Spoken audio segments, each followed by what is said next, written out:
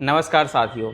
यदि आप बंगाल चुनाव को फॉलो करते होंगे तो आपने देखा होगा कि पिछले कई सालों से इस तरह से ममता बनर्जी आरोप लगाते रहती थी, या फिर ममता बनर्जी ही नहीं बल्कि अधिकांश विपक्ष की पार्टियां हमेशा आरोप लगाती हैं कि बीजेपी जो है एक वॉशिंग मशीन की तरह काम करता है। जितने भी भ्रष्टाचारी लोग होते हैं वो बीजेपी ज्वाइन कर लेते हैं।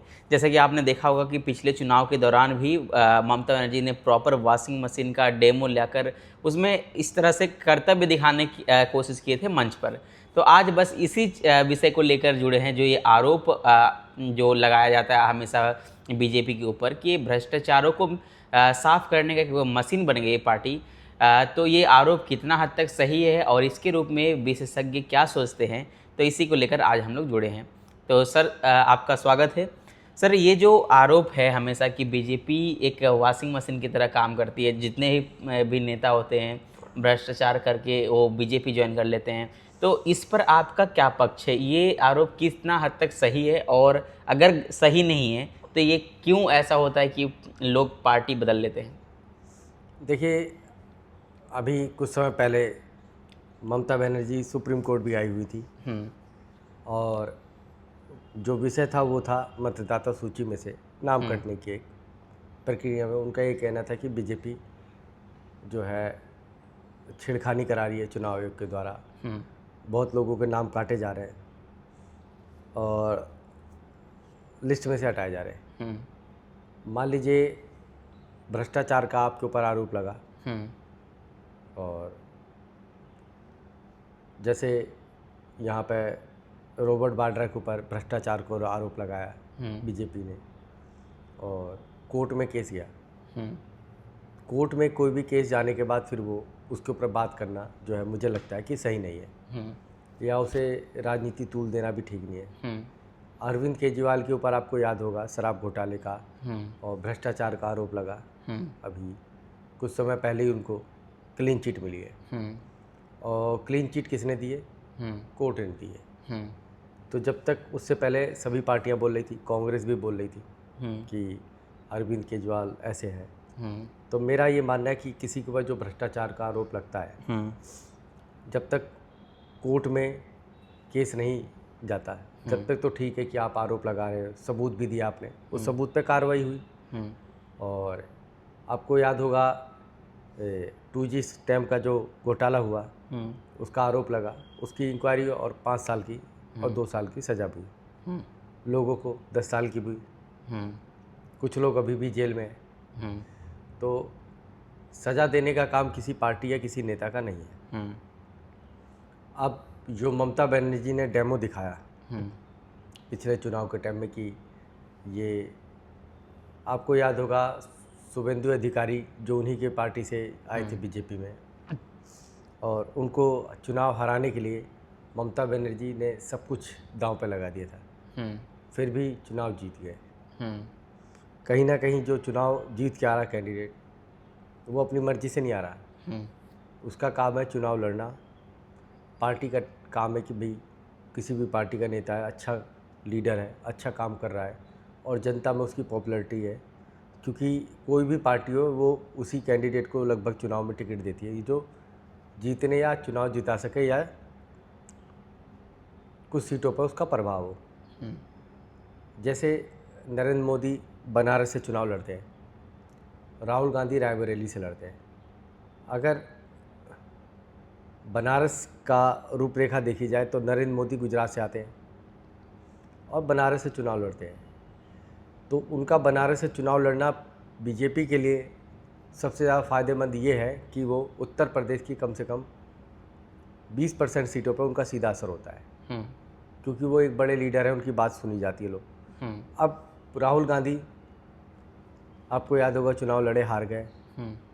फिर उनकी मम्मी की सीट से जाके चुनाव लड़े और 2 जगह से चुनाव लड़े और फिर उन्होंने अपनी बहन के लिए एक सीट छोड़ दी। तो वहाँ की जनता के लिए तो धोखा हो गया कि उन्होंने वोट दिया राहुल गांधी को, फिर वोट चुनाव हार छोड़ दिया उन्होंने। तो कहीं ना कहीं ये जो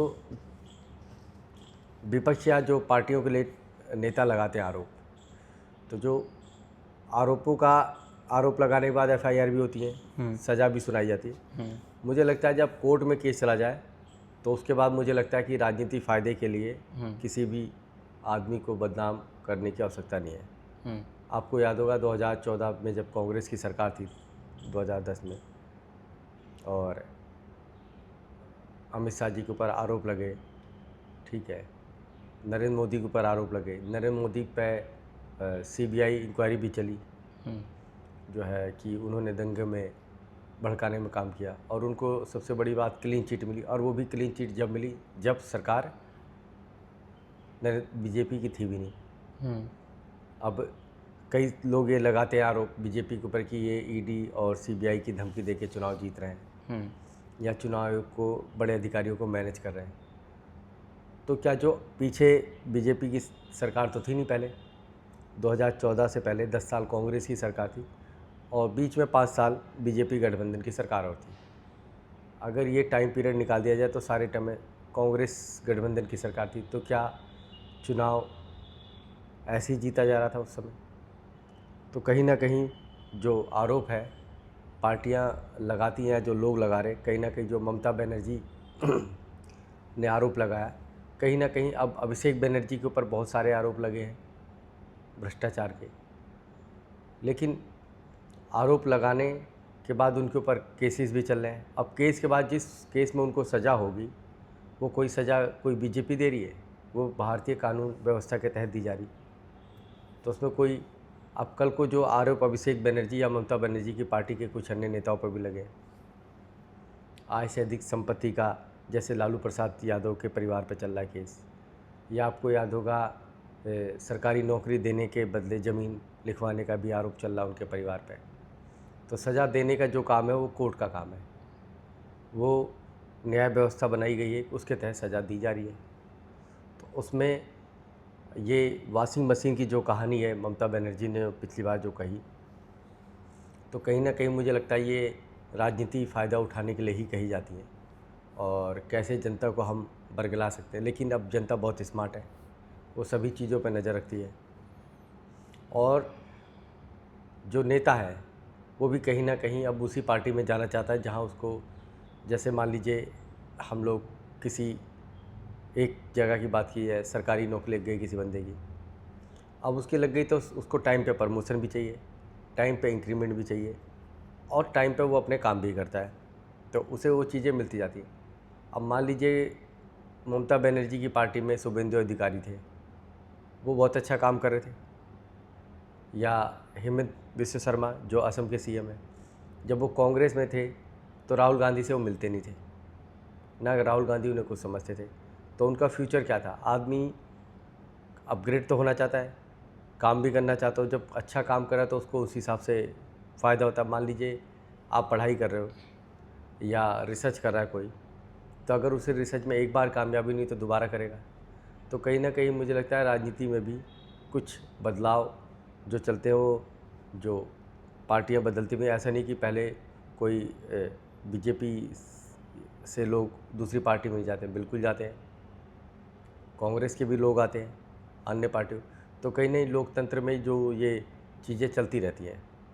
लेकिन कहीं ना कहीं जो ममता बनर्जी ने आरोप लगाओ बिल्कुल ही मुझे सही नहीं लगता है, क्योंकि बहुत से बीजेपी के भी नेता या लेफ़्ट के नेता उनकी पार्टी में गए हैं। लेकिन सर सवाल यही उठता है कि फिर जब जो जा रहे हैं, आखिर ऐसा क्या है मतलब बीजेपी में ख़ास बात जो लोग जो है अपने पार्टी में जितने इतने समय बिताते हैं वहाँ से छोड़कर बीजेपी ज्वाइन करने के लिए प्रेरित होते हैं? ऐसा क्या खास है बीजेपी में? देखिए, जाहिर सी बात है, अगर आप अच्छा काम करोगे और आपके पास अनुभव हैगा, दूसरी बात आपको लगता है कि आप जनता के बीच में ज़्यादा पॉपुलैरिटी है, तो दूसरे इस टाइम जो सबका साथ सबका विकास की जो बात होती है, या आर्थिक दृष्टिकोण हो, या जो भारत की बात होती है, तो कहीं ना कहीं इन चीज़ों को लोगों को पसंद आता है। इसी चक्कर में आप देखोगे तो बीजेपी का ग्राफ दिन प्रतिदिन बढ़ता जा रहा है जी। तो कहीं ना कहीं जब लोग इन चीज़ों को देखते हैं तो पार्टियां भी बदल लेते हैं, क्योंकि कहीं ना कहीं जो सृष्टि का नियम है वो परिवर्तन ही है। तो मुझे लगता है जब सृष्टि में भी परिवर्तन होता है जब सर्दी के बाद गर्मी, गर्मी के बाद बरसात, एक पूरा वसंत चलता है, तो कहीं ना कहीं मुझे लगता है अगर उनको लगता है कि भाई इस पार्टी में जाके अच्छा काम किया जा सकता है, और उनकी विचारधारा कई बार बड़े जैसे लालू प्रसाद यादव का आपने देखा होगा, उनके बेटे ने बहुत कोशिश की कि उनकी छवि को अपनी छवि से दूर रखने की कोशिश की जाए। जो जंगल राज वाली परिभाषा याद होगा, जो 90 के दौर की कहानी थी, वो कहीं ना कहीं तेजस्वी को भारी पड़ गई। तो इसी प्रकार चीज़ें चलती हैं। जी बिल्कुल, यानी आपके अनुसार जो ये आरोप लगता है कि एक दबाव के तहत हमारे लोगों को अपने पार्टी में शामिल कर दिया जा रहा है, ये कहीं ना कहीं आपके अनुसार ये पूरी झूठ है?